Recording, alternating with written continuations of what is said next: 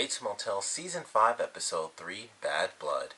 Really crazy episode. Of course, it was a real roller coaster for Caleb's character, which sadly ends in his death. I thought, honestly, with the way they did that sort of back and forth ending, I thought for sure he was going to end up escaping, and then, maybe, an episode or so later, he would actually get back to Emma and Dylan, and that's how they would kind of be brought back into the story, because at this point, they're still kind of kept away, they have their child and stuff like that. So they're still fairly distant, but maybe what was done in this episode with Caleb actually saying, like, the reason I'm here is because they had a child. Maybe that'll lead to them bringing, at least bringing Dylan into the fold. I'm still really curious about that, like, if both of them will end up coming back to town, or if it'll just end up being Dylan, because of course they still don't know at this point.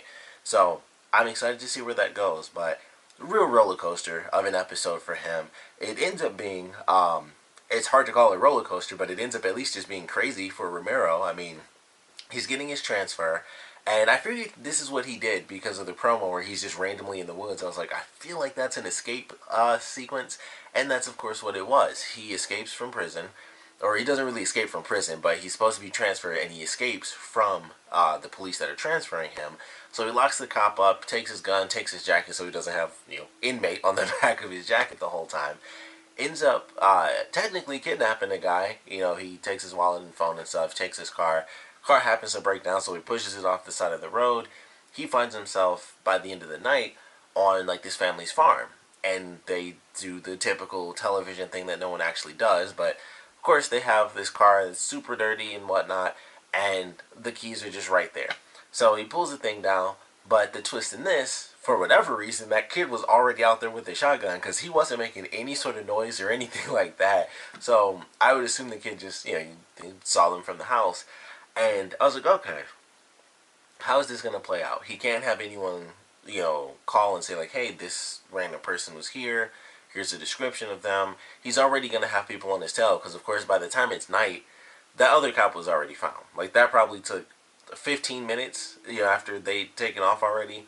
The other cop was found in the bathroom. So he already has the cops looking for him. They, of course, addressed that in the promo for the next episode. And I'm like, alright, let's see how this plays out.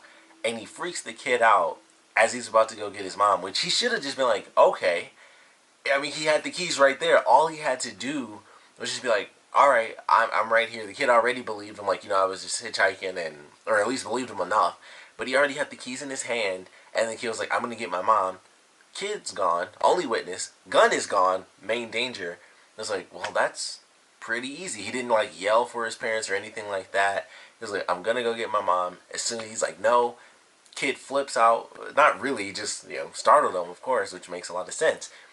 Boom. Right in the stomach. And I was like, holy crap. I honestly didn't think it was going to happen. I was just like, wow. Where do they go with a guy who's already on the run? They already know exactly where he's going to be headed, because why wouldn't he? So they know where he's going. They know he's already escaped. And now he's injured, and he's got at least 2 witnesses with this kid and the mother, possibly 3 if there is a father in the picture. So I don't know how in the world this is going to go for his character. And he's got so many things going against him as far as him finally reaching Norman and just wiping him out. And I was wondering if he'd make it in time and he and Caleb would end up teaming up, because that's kind of what they had in the last episode, where they both have this decision to get rid of Norman. And I was like, it would be interesting to see them meet up and then they work together. Sadly, that doesn't end up happening because, of course, Caleb ends up dying at the end of this episode. Of course, he's about to get killed by Norman, who has his conversation with his mom. And it was interesting where it's like, she, like, in his own head, it's like, you have to do this because I've done it for you so many different times. And I was like, that's very interesting that he kind of flipped that on himself. And, he goes down there. And I love the way they did that throughout this episode. We have Chick, who's just, like, he's right under Norman, because that was some BS. He was like, I'm just an observer in this situation. I'm like, that is some major BS that he gave.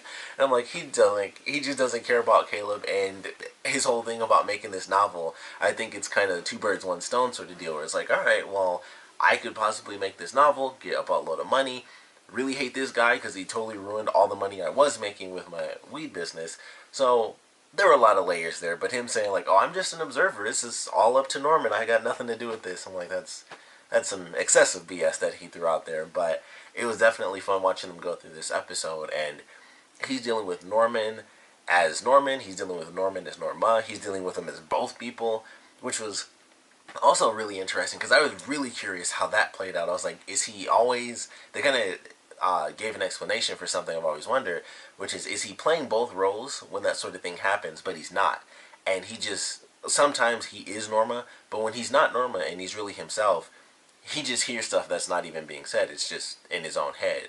And I was really curious, like, is he acting out both sides when he's by himself? But they kind of explain it in this, that when he's with his mom, he does actually talk out loud, which I thought was interesting. But it's, everything from Norma is just in his head. So they're at dinner, and he's kind of answering for her and stuff like that. And Chick was able to kind of work around it, like, oh, I didn't hear it because the beat. I love the way he did that too. He's like, oh, it's a little hard of hearing, because of the beatings, like from your family.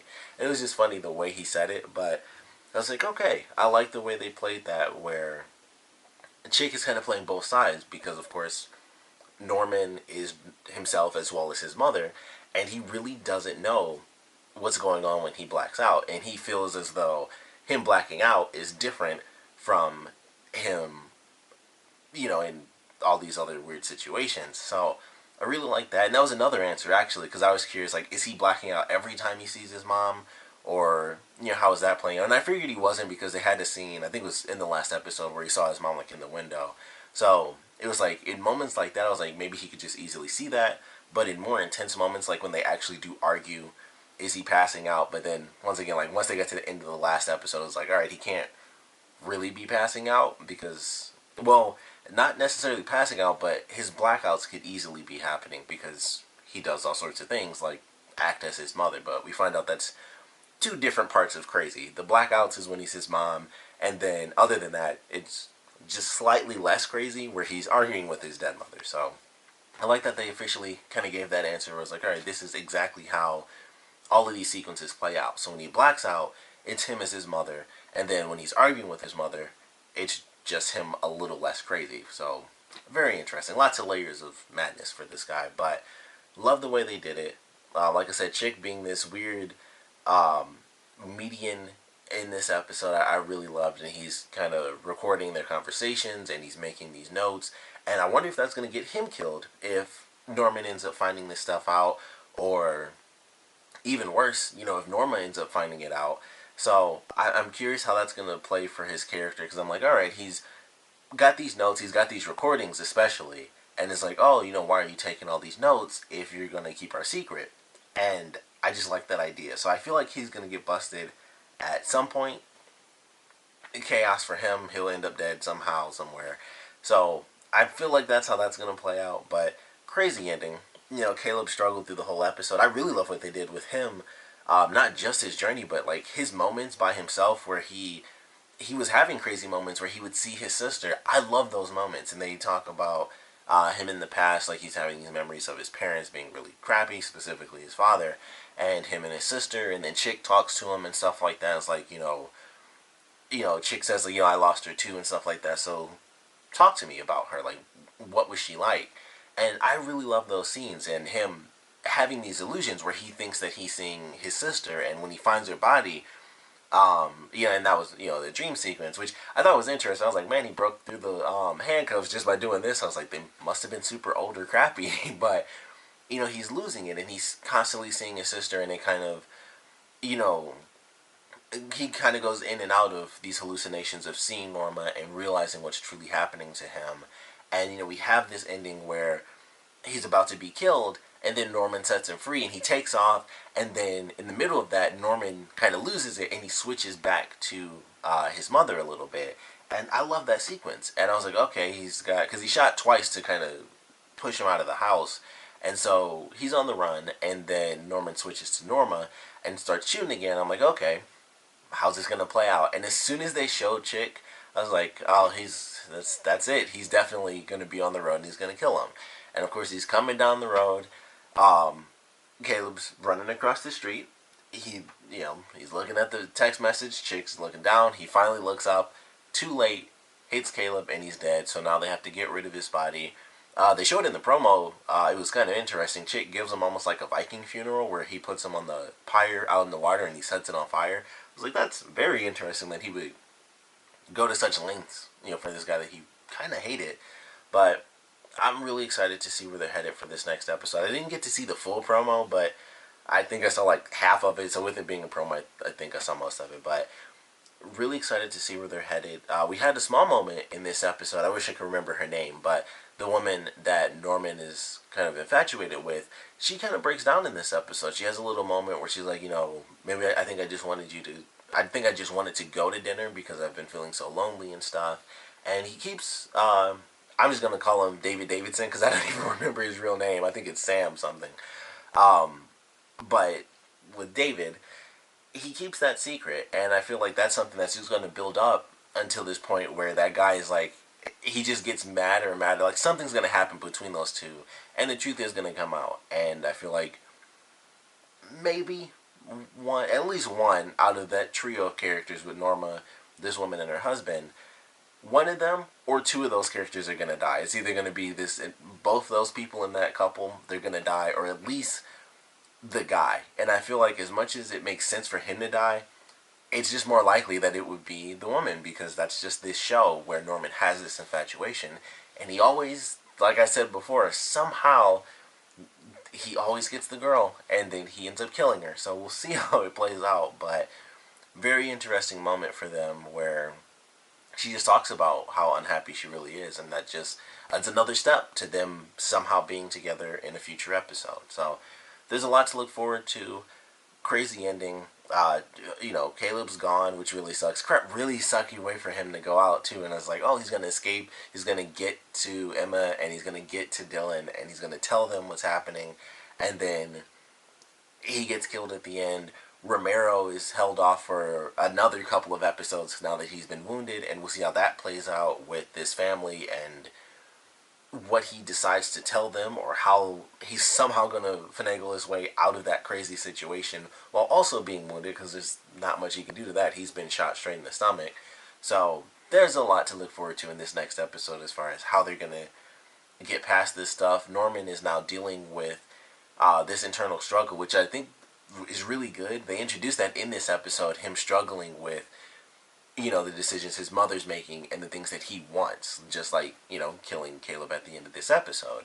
So I'm really excited to see how they dive further into that in the next episode, where it's like, all right, I didn't want to do this, but mother wanted him dead, and now he ends up being dead because Chick, hit him with the car. I don't want this life anymore. We've killed so many people and, hid bodies in rivers and stuff like that, or in lakes. So I'm very excited to see how they dive into that further in the next episode. But would love to know what you guys thought about this one, so please comment below. Let me know your favorite parts, your least favorite parts, and of course, I think this is the first of many. Honestly, I'm really freaked out as to who is gonna live and who's gonna die this entire season. I'm just like, I want quite a few of the characters to live. Honestly, the only person I admittedly want to die is Norman, and I know that that's not gonna happen, which is the craziest part about this show, unless they decide that they're going to do like a full twist and it doesn't actually lead into the film. But I don't know what to expect. I mean, I just assume, Caleb's already gone. Romero's been shot. I don't think that's going to be the end of him, but I think he'll just get closer and closer. And if Chick decides to stay on Norman's side, I think it might get to the point where Chick decides, I'll legitimately help you kill this person, so that basically I can get more story out of this and then just ditch you and get rich later on. So I feel like it might be headed down that path, and that worries me. And I just know, of course, going into the film Psycho, it's just not going to pan out for any of, technically, the good guys in this show. It's crazy to think that, but we already know that Norman's not going to die, unless, like I said, they do like a crazy alternate ending that just gets rid of the idea of the film. But I'm just looking forward to this season, and I definitely want to know how you guys feel about them actually killing off Caleb in this episode. But it's gonna lead to some interesting stuff. But it's just crazy. It's just a crazy good episode. It sucks to see a character go, and he was a crappy character. I mean, as an actual person, he sucked, and it's crazy to be like, sucks to see him go. But it's like, it's insane. That's this type of show. It's like this dude raped his sister. This guy is so insane. He thinks he's his own mother, and he's killed like 4 or 5 people in this series so far. And it's just like they could both die. It's just insane to even pick a side in that sort of situation. But that's kind of what makes this show really good. It's just like you feel for this person, and then you're like, that person really sucks actually. But it's a spectrum in this series, and I think they do a great job with it. Really enjoying this final season so far. But like I said, we'd love to know how you guys feel about Caleb's death.